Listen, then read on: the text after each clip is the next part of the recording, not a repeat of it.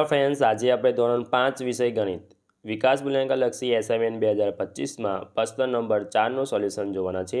જો વિદ્યાર્થી મિત્રો હજુ સુધી આપણી ચેનલને સબસ્ક્રાઇબ ના કરી હોય તો કરી લેજો। બાજુમાં આવેલા બેલ આઇકન દબાવી દેજો જેથી આવનારા વિડીયો નોટિફિકેશન તમને મળતું રહે। ચાલો આપણે સોલ્યુશન જોઈ લઈએ। પ્રશ્ન નંબર 4 ચેપ્ટર નંબર 11માંથી છે। નીચેના દાખલા ગણો। પહેલું, નીચે આપેલી આકૃતિની પરિમિતિ શોધો। આલેખ પત્રમાં દરેક ખાનાની લંબાઈ 1 સેન્ટીમીટર અને પહોળાઈ છે 1 સેન્ટીમીટર। તો વિદ્યાર્થી મિત્રો પરિમિતિ શોધવાની છે એટલે આપણે અહીંયાથી શરૂઆત કરીએ। 1 2 3 4 5 6 7 8 9 10 11 12 13 14 15 16 17 18 19 20 21 ને 22। તો આ આવશે આપણે 22 સેન્ટીમીટર આવશે। એ જ રીતે બીજી આકૃતિ આપેલી છે તો એ જ રીતે આપણે અહીંયા એને ગણી લેતા। તો 1 2 3 4 5 6 7 8 9 10 11 12 13 14 15 16 17 18 19 20 21 22 23 24 25 26 27 ને 28। તો આ આવશે આપણે 28 સેન્ટીમીટર। વિદ્યાર્થી મિત્રો બહારની જ બોર્ડરો ગણવાની છે। એ જ રીતે ત્રીજી આકૃતિમાં ગણતા આવશે અહીંયા 38 સેન્ટીમીટર। તો ચોથી આકૃતિને ગણતા આવશે અહીંયા 22 સેન્ટીમીટર। હવે બીજું જોઈ લઈએ આપણે। નીચે આપેલા આકૃતિનું ક્ષેત્રફળ શોધો। આલેખ પત્રની દરેક ખાનાની લંબાઈ તથા પહોળાઈ 1 સેન્ટીમીટર આપેલી છે। તો અહીંયા પહેલી જોઈ લઈએ કે પહેલી આકૃતિમાં આવશે। તો પહેલી આકૃતિમાં આપણે અંદરના ખાના ગણવાના છે, બરાબર છે। તો અહીંયા પહેલાં આખા ખાના ગણ નાખીએ। 1 2 3 4 5 6 7 8 9 10 11 12 આ 13 આ 14 આ 15 આ 16 આ 17 અને આ થશે 18 અને આ થશે 19। તો અહીંયા આવશે 19 ચોરસ સેમી, બરાબર છે। હવે વિદ્યાર્થી મિત્રો હવે બીજું જોઈ લઈએ। તો પહેલાંમાં આખા ખાના, તો એવું લાગે તો આખા ખાના જોઈ લઈએ। આખા ખાના તો પહેલાં 1 2 3 4 5 6 7 8 9 તો 9 આખા ખાના છે। બીજું અડધા ખાના કેટલા છે? તો 1 2 3 4 1 2 3 4 4 જ આખા ખાના છે। તો 4 આખા ખાના હોય તો 4 ગુણ્યા 1/2 કરવા પડે। તો અહીંયા આવશે આપણે અહીંયા સાદું પદ 2 છે તો 9 10 ને 11 તો કેટલા આવશે? 11 ચોરસ સેન્ટીમીટર। આ રીતે પણ તમે કરી શકો છો। તો પહેલાં આખા ખાના જોઈ લઈએ કે આખા ખાના કેટલા છે। તો ગણો 1 2 3 4 5 6 7 8 9 10 11 12 13 14 15 16 17 18 19 20 21 22 23 24 25 26 27 28 29 30 31 છે આખા ખાના। અડધા ખાના કેટલા છે? તો 1 2 3 4 તો 4 ગુણ્યા અડધા ખાના એકલા છે એમાં 2 એટલે 2 આવશે એટલે 31 32 33 ચોરસ સેમી આવશે, બરાબર છે। તો એ જ રીતે ચોથાનું કરીશું તો આવશે અહીંયા 19 ચોરસ સેન્ટીમીટર। જો જોઈ લઈએ। નીચે આપેલા આકારોના ક્ષેત્રફળ શોધો। આલેખ પત્રમાં દરેક ખાનાની લંબાઈ તથા પહોળાઈ 1 સેન્ટીમીટર છે। ઉદાહરણ આપેલા છે। તો વિદ્યાર્થી મિત્રો આપણે અહીંયા ઉદાહરણ આપેલ છે। આ આકૃતિની મદદથી આપણે ઉદાહરણ જોવાનું છે અને આપણે દાખલા આગળના ક્ષેત્રફળ શોધવાનું છે। જો અહીંયા પણ આકૃતિ લો કે ખાનાની સંખ્યા ક્ષેત્રફળ ચોરસ એકમ એટલે પૂરા ખાના એટલે આખા ખાના કેટલા છે? 37 છે। તો 37 એવું ને એવું। અડધા ખાના 8 તો 8 ભાગ્યા 2 કરશો એટલે 4 આવશે। અડધા કરતાં વધારે ખાના નથી એટલે 0 છે। સરવાળો કરીશું તો કુલ આવશે 41 ચોરસ એકમ। એ જ રીતે અહીંયા પહેલું જોઈ લઈએ। તો પૂરા ખાના છે 22 ખાના છે, બરાબર છે। એટલે 22 એવું ને એવું। અડધા ખાના છે 4 તો 4 ગુણ્યા 1/2 કરીશું એટલે અહીંયા આવશે 2। અડધા કરતાં વધારે કોઈ ખાનું છે નહીં એટલે અહીંયા સરવાળો કરીશું તો 24 આવશે। એ જ રીતે બીજી આકૃતિમાં પૂરા ખાના છે 16, અડધા ખાના છે 4 થશે। 8 ખાના છે એટલે 1/2 ભાગાકાર કરીશું એટલે 4 આવશે એટલે સરવાળો કરતાં એટલે 20 ચોરસ સેન્ટીમીટર આવશે। ત્રીજાની અંદર પૂરા ખાના છે 17, અડધા ખાના 14 ભાગ્યા 1/2 કરીશું એટલે 2 કરીશું ગુણાકાર 1/2 એટલે 7 આવશે। 7 ને 7 7 ને 7 14 વધી પડી 1 ને 1 2 24 ચોરસ સેન્ટીમીટર આવશે। ચોથાની અંદર પૂરા ખાના છે 15, અડધા ખાના થશે 2, સરવાળો કરીશું એટલે 17 ચોરસ સેન્ટીમીટર આવશે। હવે વિદ્યાર્થી મિત્રો પ્રશ્ન નંબર 4નો બ જોઈ લઈએ। નીચેના દાખલા ગણો ચેપ્ટર નંબર 14માંથી।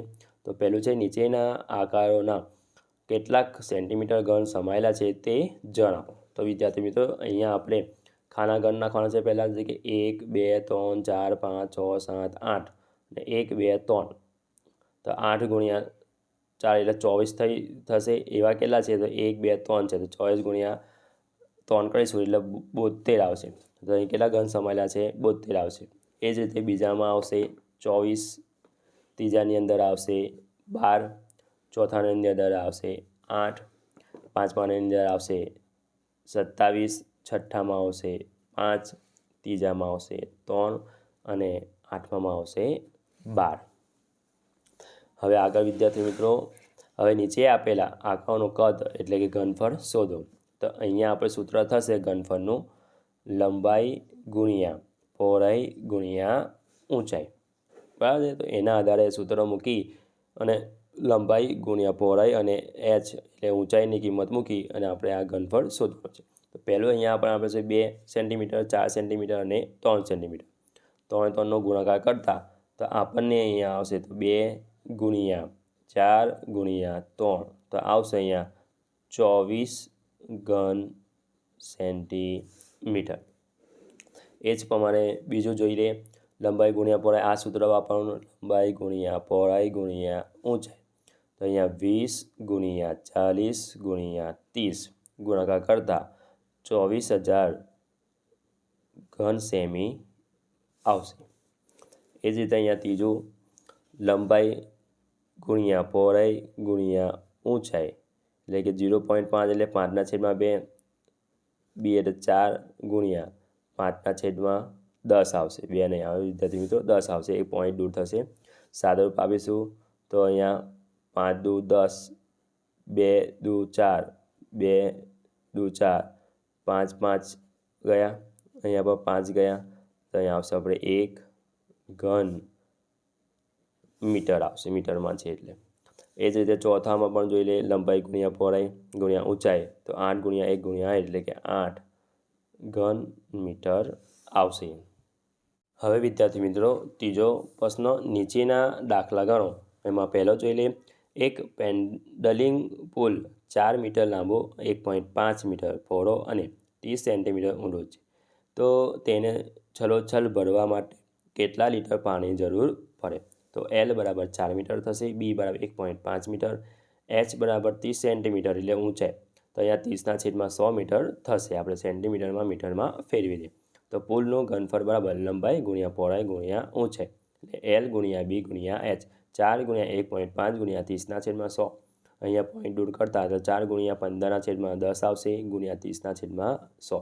સાદરૂપ આપતા આપણને તો 18/10 ઘન મીટર થશે। 1 ઘન મીટર બરાબર 1000 લીટર, તો 18/10 ગુણ્યા 1000 લીટર તો આપણને 1800 લીટર આવશે। એટલે છલોછલ ભરવા 1800 લીટર પાણીની જરૂર પડે। બીજું છે મહેશભાઈ એક 6 મીટર લાંબી, 5 મીટર પહોળી અને 10 સેન્ટીમીટર ઊંડી જગ્યા માટે તૈયારનો ઓર્ડર આપવા માંગે છે। તેને કેટલા ઘન મીટર કોન્ક્રીટ જરૂર પડે? તો જવાબ જોઈ લે વિદ્યાર્થી મિત્રો।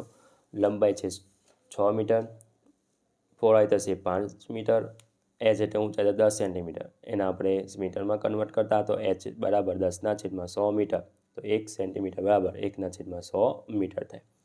આપણે ઘનફળ લંબાઈ ગુણ્યા પહોળાઈ અને કિંમત મૂકી સાદુરૂપ હતા તો 3 ઘન મીટર આવશે।